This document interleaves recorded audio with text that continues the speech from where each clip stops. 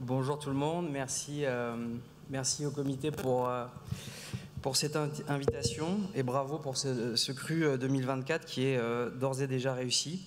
Alors merci beaucoup pour cette introduction parce que je dois avouer avoir eu l'angoisse de la page blanche quand j'ai vu le titre du topo. Parce que c'est vrai que les patients atteints de maladie d'Epstein, ce n'est pas nécessairement notre quotidien en salle de cathétérisme, mais d'un autre côté, je vous remercie pour ce topo qui m'a permis de me poser énormément de questions. Et vous allez le voir, peut-être plus de questions que de réponses, mais en tout cas, de voir la maladie d'Epstein sur un angle particulier qui est celui du cathé interventionnel.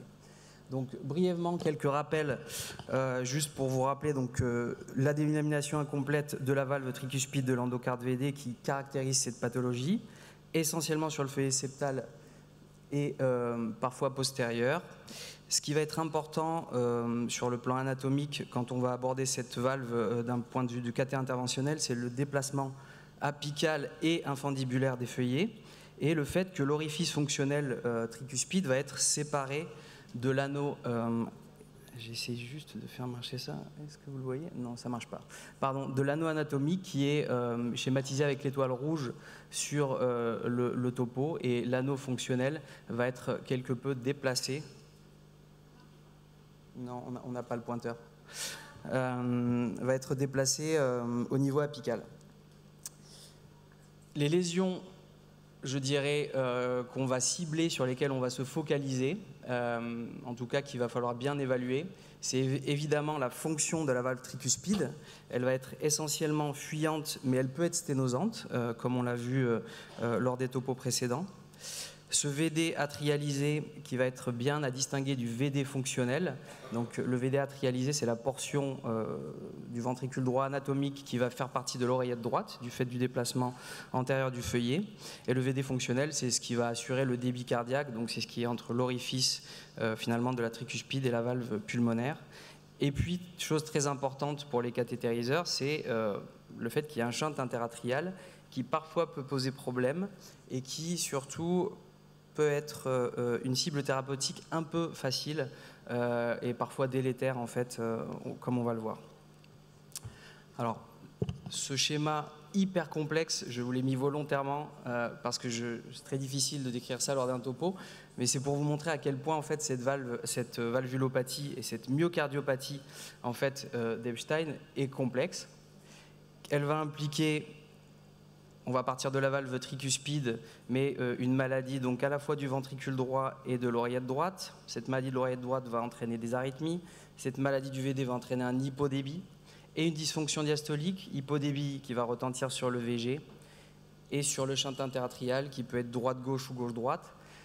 Donc tout ça pour vous montrer évidemment que c'est une maladie complexe, ça on le sait, que c'est un challenge chirurgical et a fortiori pour le cathé interventionnel, mais surtout il y a tellement de paramètres en fait, et vous le voyez avec les patients que vous suivez au quotidien, c'est si on veut traiter un patient, quels sont les seuils thérapeutiques en fait. On a tous des patients à qui on dit bon, à l'année prochaine, parce qu'on ne sait pas en fait quel seuil utiliser pour poser une indication thérapeutique, et peut-être aussi parce qu'on manque de moyens thérapeutiques, je dirais solides, pour les traiter avec plus de facilité.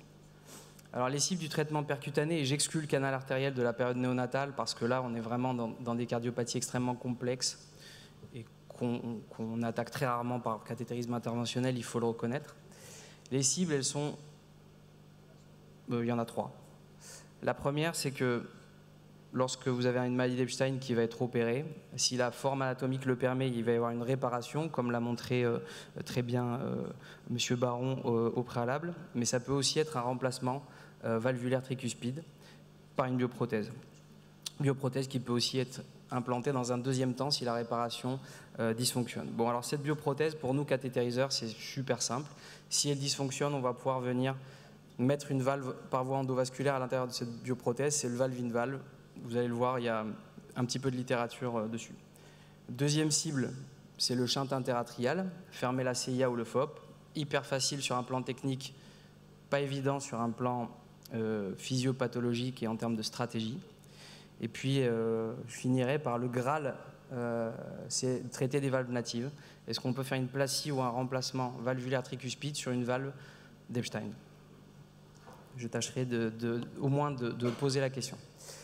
Alors, fermer une CIA ou un FOP chez un patient avec une maladie d'Epstein, ce n'est pas l'idée du siècle, de manière isolée. La série la plus importante que j'ai trouvée dans la littérature, elle comporte 9 patients. Elle a été publiée il y a 12 ans. Donc, c'est des patients avec une maladie d'Epstein qui étaient au pire modérés et qui avaient une désaturation ou qui avaient présenté des emboles systémiques.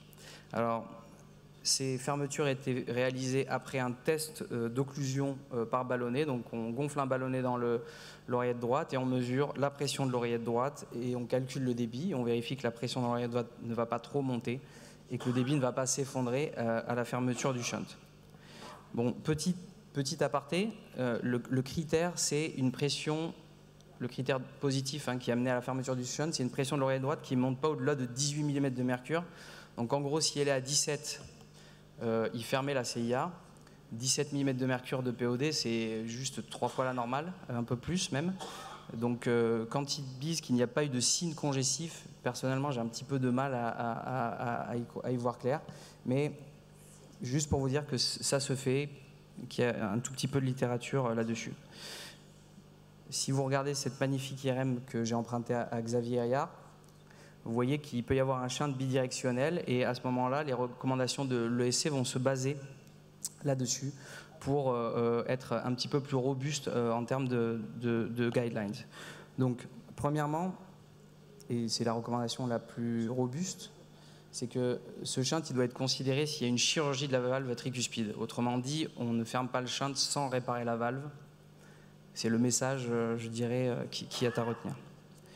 En cas d'embolie systémique, la fermeture isolée du shunt peut se faire après évaluation de la tolérance de ce shunt, donc un test d'occlusion au ballon, c'est une recommandation de classe 2A. Bon. Et en cas de cyanose, la fermeture isolée du shunt après évaluation de la tolérance peut être considérée, c'est des recommandations de classe 2B, mais fermer un shunt atrial en cas de cyanose liée à une dysfonction de la filière droite, vous êtes d'accord avec moi que ce n'est pas forcément pertinent si on ne traite pas la dysfonction droite, comme une sténose pulmonaire par exemple, ou une atrésie pulmonaire. Pour la valvulopathie d'Epstein, c'est relativement pareil. Donc en gros, c'est quelque chose que nous, on ne fait pas, sauf de l'associer au traitement de la valve tricuspide, en l'occurrence par chirurgie. Je passe aux valves in-valve. Donc les bioprothèses, ce sont des superbes landing zones, donc une zone d'implantation de stent valvé. C'est quelque chose qui est techniquement simple et qu'on peut réaliser avec 2 types de valves expandables par ballonnet. La valve Melody qui va de 18 à 22 mm ou la valve Sapien qui va de 23 à 29 mm. On réalise ça par accès fémoral ou jugulaire, parfois hybride chez les patients qui n'ont pas d'abord. Parfois, on peut le faire sous pacing. En général, nous, on fait une guidance par ETO. Le point clé, c'est la taille de la bioprothèse, et notamment le diamètre interne de la bioprothèse. Les industriels vont vous dire qu'ils vous vendent une valve Carpentier-Edwards de 28. En réalité, le diamètre interne, si on exclut le stent, il va être plutôt de 25 ou de 24 parfois. Donc, c'est important d'avoir cette donnée. Le traitement antithrombotique, j'y reviendrai. Donc, sur le plan technique, hyper simple, je vais pas, enfin hyper simple, en tout cas pas de difficulté technique évidente. On met un guide dans l'artère pulmonaire, nous on l'aborde par voie fémorale, et vous voyez ici le stent valvé qui est placé au milieu de l'armature de la bioprothèse. C'est quelque chose qui se fait en routine sans trop de difficultés particulières. Succès élevé, taux de complications aiguës assez faible, et fonction valvulaire, comme vous le voyez sur les schémas du bas, qui est tout à fait bonne avec un gradient qui diminue et une fuite qui est au maximum triviale. Ce qui est intéressant, c'est les données qui s'accumulent sur le suivi de ces patients. Donc il y a un registre multicentrique qui avait été publié en 2019, 306 patients, 60% de cardiopathie congénitale et environ un tiers d'Epstein. Première information, survie à 5 ans sans événement, c'est 54%, donc c'est une maladie qui est hyper grave d'avoir une bioprothèse valvulaire tricuspide. 20% de mortalité, en tout cas 18%. Et les facteurs de risque, c'était l'âge des patients, l'implantation chez des patients déjà hospitalisés et un gradient post-implantation transvalvulaire élevé. Il y a eu 1,5% d'endocardite en patient année, relativement stable, enfin en tout cas faible comme taux. 3,3% de thrombose sans facteur de risque, je dirais, type traitement antithrombotique choisi, mis en évidence, et pas de différence entre les stents valvés implantés. Il y a la Mayo Clinic, comme disait Olivier Baron, qui a pas mal d'expérience là-dessus, qui a publié son registre sur les cardiopathies congénitales, et donc là il y a 3/4 de maladies d'Epstein qui ont eu un valve-in-valve. Là encore, une survie à 5 ans sans réintervention ou sans décès qui est de 65%, donc maladie grave. En revanche, c'est ceux qui survivent, eh bien, le remodelage cardiaque, la fonction de la valve tricuspide et les indices d'insuffisance cardiaque étaient parfaitement stables dans le temps. Donc, ce n'est pas une loterie entre ceux qui survivent ou pas, mais disons que ceux qui n'ont pas d'événement ont une survie qui est stable et qui ne se fait pas vers la dégradation. Enfin, le traitement percutané des valves natives. Donc, Olivier Baron vous l'a bien montré.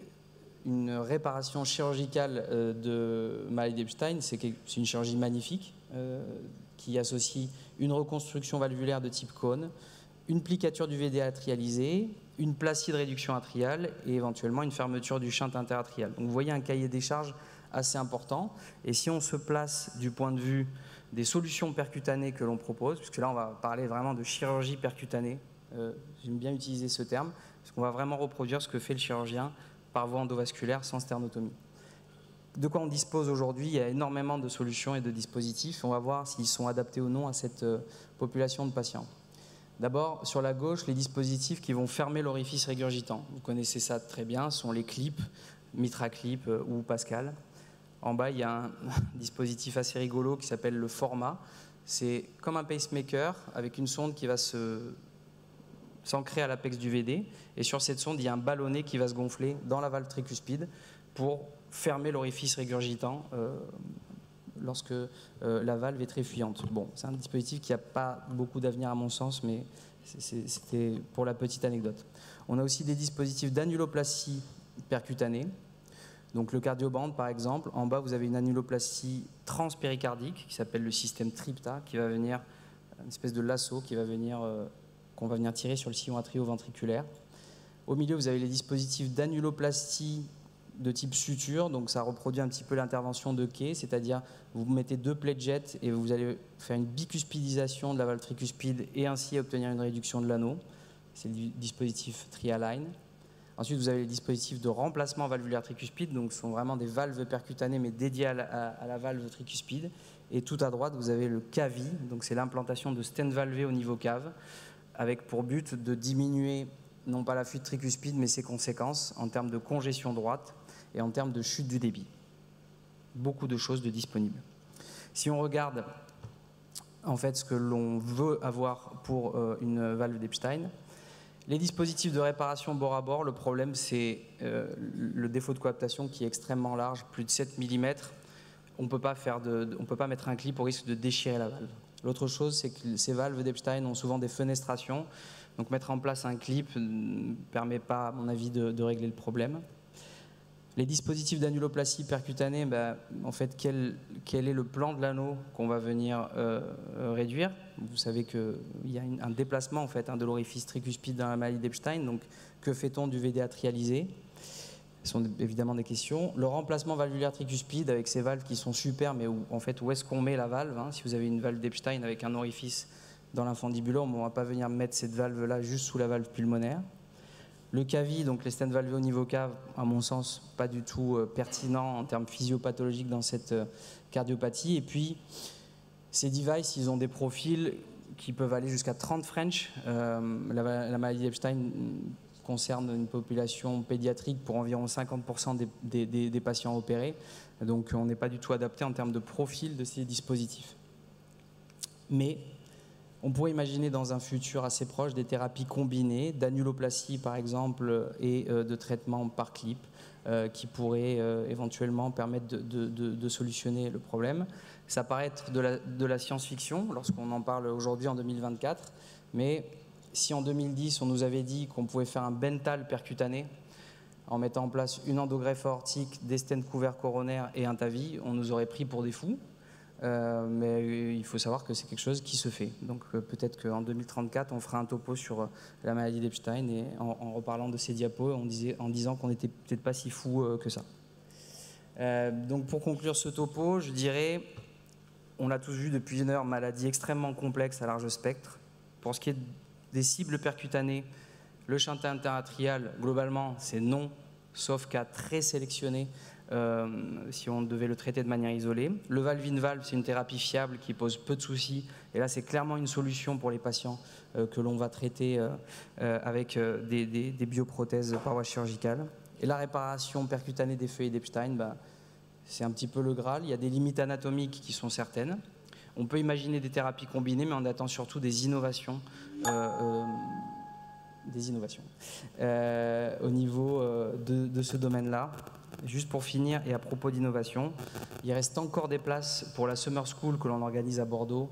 C'est la 3e édition, une Summer School dédiée aux thérapies percutanées, mais plutôt centrée effectivement sur les innovations, avec une approche multidisciplinaire où on accueille des ingénieurs, des start-upers, des gens de l'industrie. Donc si vous voulez venir passer quelques jours avec nous à Bordeaux fin juin, n'hésitez pas à venir nous solliciter à la fin du topo. Je vous remercie.